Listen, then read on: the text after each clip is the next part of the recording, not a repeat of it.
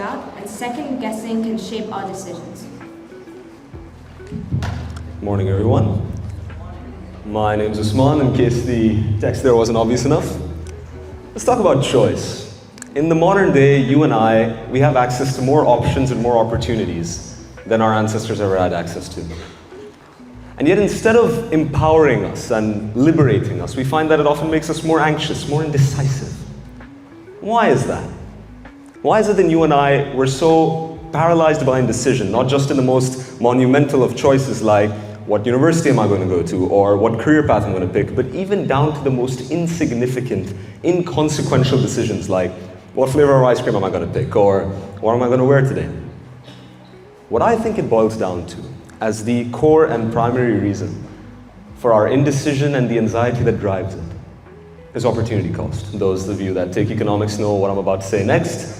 The fundamental principle that every choice comes with a sacrifice, that when you choose, you give up the thing that you could have chosen. Naturally, the more options we have, the more opportunity cost we have to worry about, because take for example, I mentioned ice cream earlier. Your friend comes up to you and says chocolate or vanilla. If you pick chocolate, you really only miss out on vanilla. But if he came up to you with 30 other flavors, suddenly you're missing out on vanilla, strawberry, cookies and cream, mint chocolate chip. And I don't think we're as afraid of making the wrong decision as much as we're afraid of missing out on the right decision. Because imagine for me, if you will, that the chocolate ice cream that you tasted like it came out of the gutter. You'd probably feel bad enough as is, but you'd probably tell yourself, dude, if they managed to somehow mess up chocolate, their ice cream, vanilla ice cream was probably just as bad. But if your friend came up to you and said, dude, that vanilla was the best thing that ever happened to me, you'd probably feel a lot worse. But I don't think this is a very rational way of living, because it's essentially living life governed by fear. Fear is not rationality, fear is emotion. And emotions are not governed by logic. There's two things I want you to understand here. The first being, you won't really know for sure whether or not you've made the right decision until its consequences are right in your face. You won't know how the chocolate ice cream tastes until you've tasted it.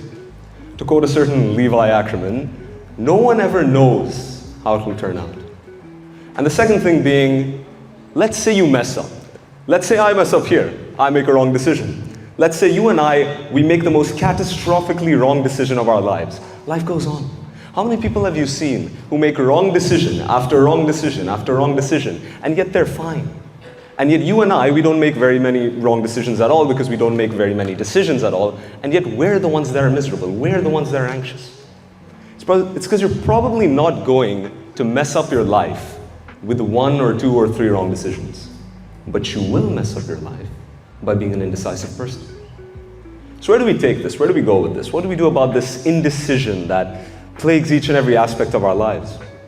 And the truth is, I wish I could tell you for certain myself, because I still struggle with it and I'm not a professional. But what I can tell you is what benefited me the most. And that's being okay with being wrong. And understanding that you can ponder and you can deliberate and you can calculate as much as you want. There are times where you and I will be wrong. And the sooner we learn to accept that, I believe and I hope, the sooner we can break out from this cycle. And as for the fear of missing out on the right choice, you and I both know we could pick the best flavor of ice cream, the best university, the best outfit. A part of us is always going to wish we picked something else instead. Because the grass is simply always greener on the other side.